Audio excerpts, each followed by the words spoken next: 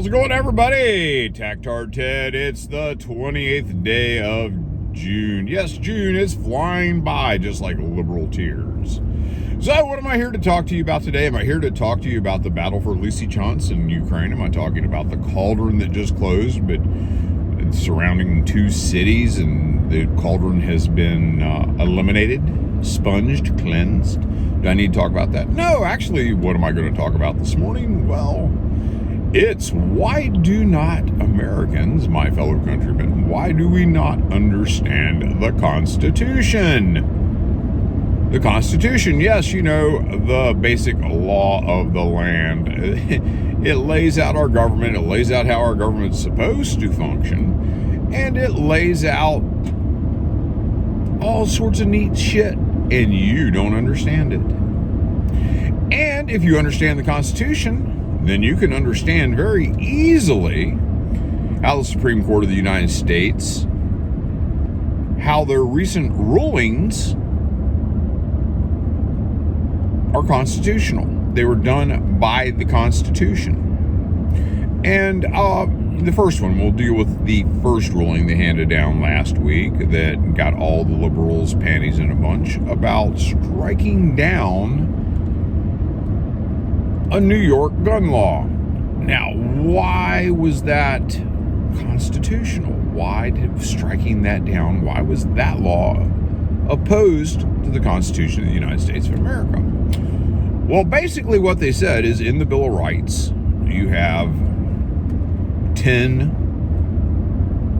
laws, basically, that are laid down, or 10 ideals that are above reproach. You cannot violate those. Those are a Bill of Rights. Those are your rights as an American citizen. They're not a bill of suggestions. They are a Bill of Rights. And in those, we'll find all sorts of things: freedom of religion, freedom of speech, freedom of the press, freedom to assembly, the right not to have to post troops in your home, the Quartering Act, which, we have, where it's totally bizarre to us. In places, I'll give you a good thing. In Ukraine, they can simply say, hey, we're putting soldiers with you, or we'll kick your ass out of your house so we can turn it into a defense position. And that's been happening in Ukraine. The Ukrainian army's been doing that left and right, in case you haven't been paying attention. So one of the rights in your Bill of Rights is the freedom to keep and bear arms. Now, the way that it is written is very clear. A well-regulated militia being necessary to the security of the state, the right of the people to keep and bear arms shall not be infringed. And immediately, some of you, if there's anybody who's listening here who's a leftist, you're going to immediately get your hackles up. Dave, militia. Yeah, I would be surprised how many of you folks don't know that you are members of a militia and didn't even know it. Most states have a state militia. I'll give you the rundown of what the militia for the Commonwealth of Virginia is. Virginia Code, which is basically the laws for Virginia, has a militia code. And basically it says any able-bodied male, and the ages are where I might blow it because I haven't looked at this in several years. I think the ages are between 17 and 60 or 17 and 55, something like that. If you're an able-bodied male and you're between the certain two ages, you belong to the militia of Virginia. Well, but Tactard Ted, I live in Maryland. Well, don't worry. I don't know what your laws in Maryland are, but I can tell you what the U.S. Code says about militia. It says that every able-bodied male, which now that we're all-inclusive and equal rights and all that, it should include every able-bodied person between the ages of 18 and I believe it's 50, are members of the U.S. militia. Yes, you were a member of a militia, and you had no clue that you were a member of the militia. And guess what? If your ages don't happen to match those age range, there's nothing to say that you can't, as an elderly American male in your 60s, that you can't join a militia.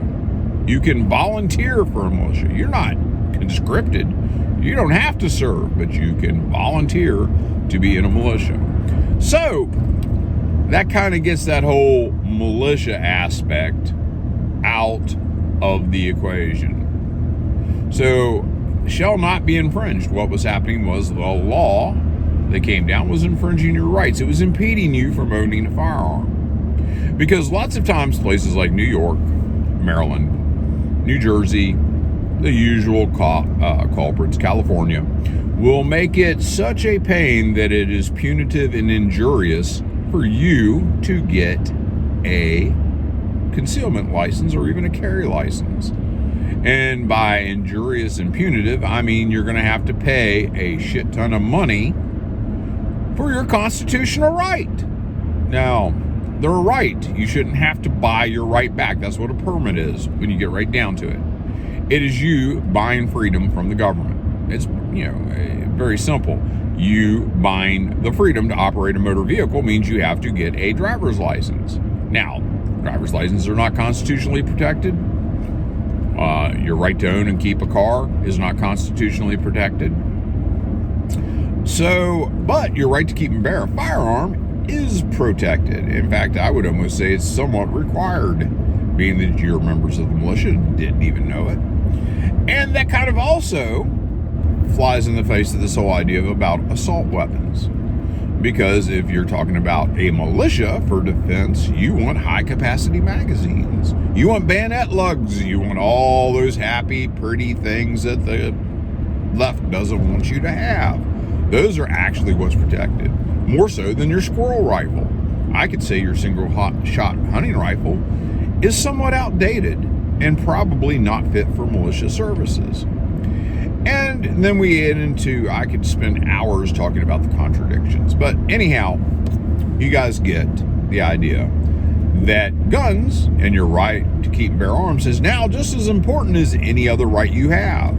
The court has said so because it's the way it was intended. It was a Bill of Rights, and they are infringing upon your right to keep and bear arms. One caveat is that according to the way that the court found, you could say that there has to be no requirements other than you're not a felon who's lost your rights, which means there'd be no required safety program, which I don't necessarily agree with. But I guess that I also believe in personal responsibility.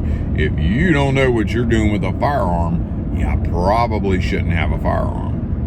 Then let's get to the second one, the one that every leftist is having kittens about, the overturn of Roe versus Wade.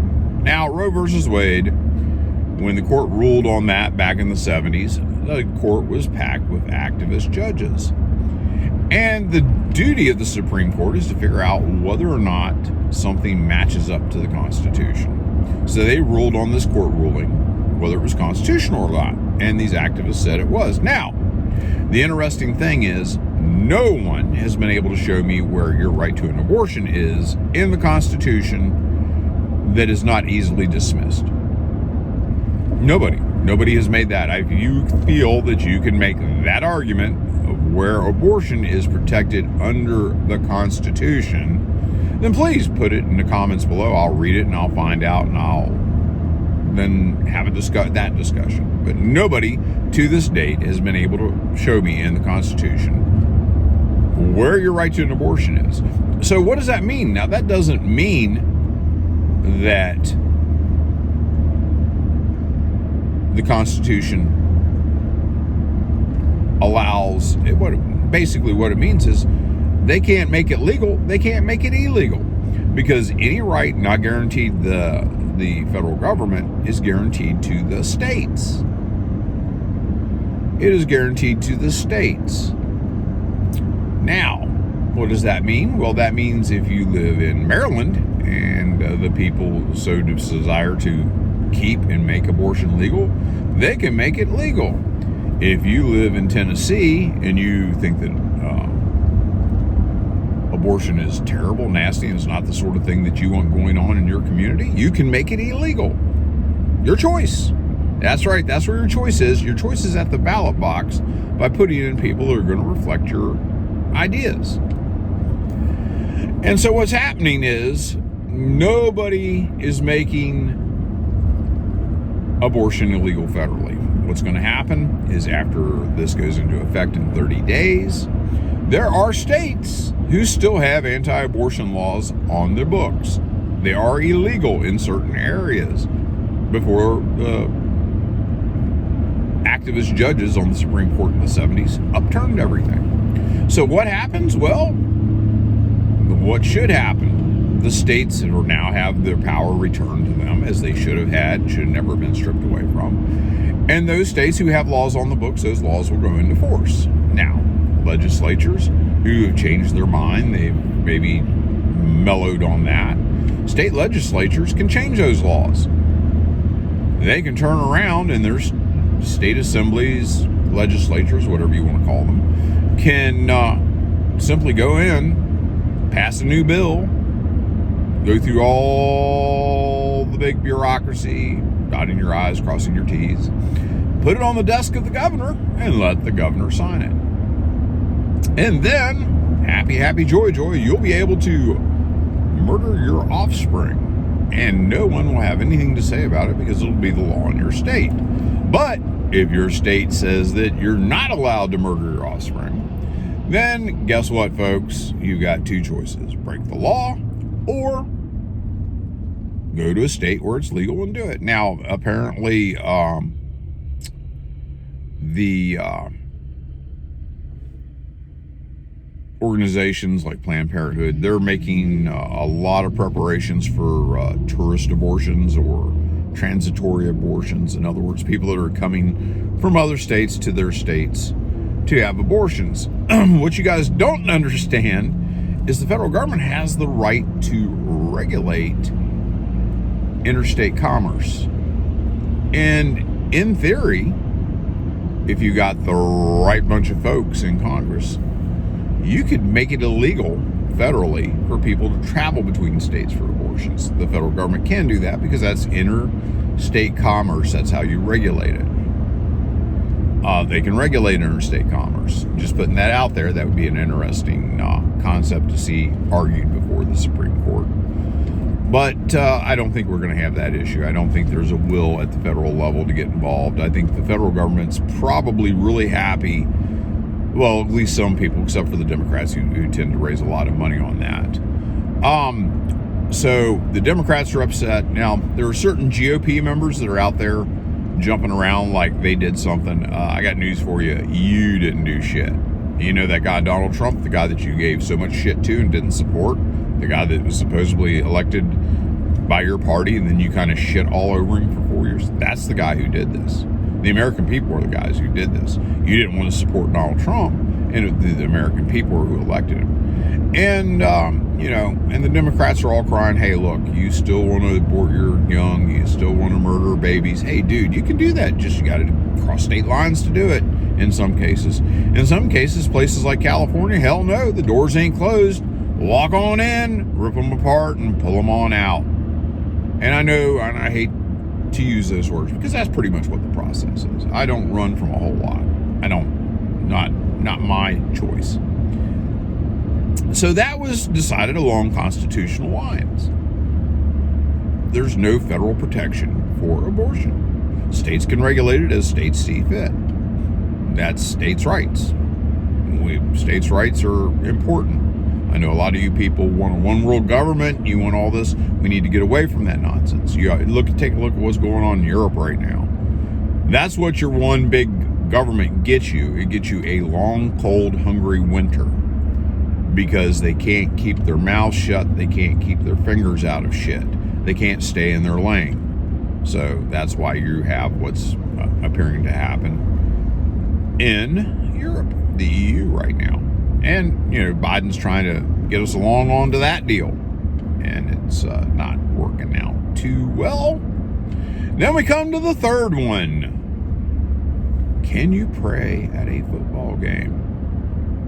Well, the interesting thing that I find, and I'm not overtly religious, I'm not a Bible thumper. You will very rarely hear me invoking the name of God. To me, religion's a lot like my sex life. It's personal. It's not something I need to involve everyone with because, to be quite honest, I don't think it's any of your damn business. Now, if I go making it your business by waving it in your face, then I'm opening myself to criticism. personally. No, there's no reason to tell you what goes on in my household, because I feel that it's personal. It's between me and whoever. And as long as I don't make you one of the whoever's, it's none of your damn business. So anyhow, it's all over a coach who decided to pray after a football game, and they raised hell, and he stood the course because he was a Marine. He fought for everybody else's rights. So what people need to understand, and I don't know how it got turned around over these years. We have freedom of religion. We don't have freedom from religion, which means that you're not free to go around and discriminate and preclude people from engaging in religious activity. If it's not for you, don't do it. It's just like abortion. If abortion ain't for you, don't have one. Okay? If religion's not for you, don't engage in it. But as long as it's legal in your state for people to have abortions, you can engage in it. I don't. I choose not to abort my offspring. Just repugnant to me. And that's my belief. And I'm not going to shove it down your throat. Religion, if this guy wants to pray, that's fine. And the fact that he's being stopped from engaging in his right to have a freedom of religion, that's a no-go, man. He's got to be able to be allowed to pursue his religion, express his religion in a way that's meaningful for him.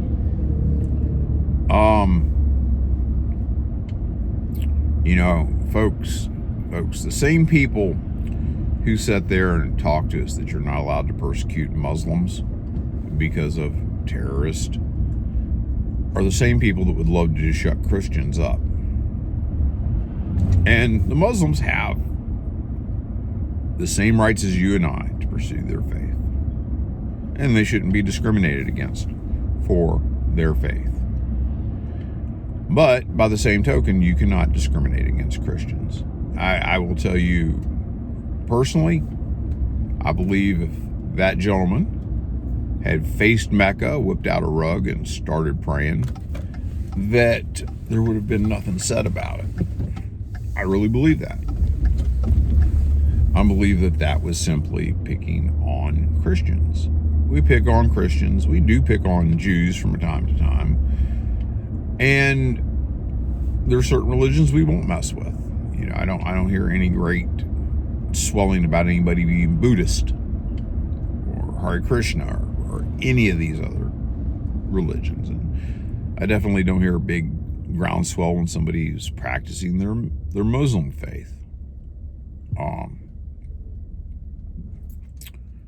Freedom of religion, guess what? That is just as important as his other rights. It's amazing to me, rights that we have constitutionally, right to keep and bear arms, right to freedom of religion. It's interesting, even freedom of speech.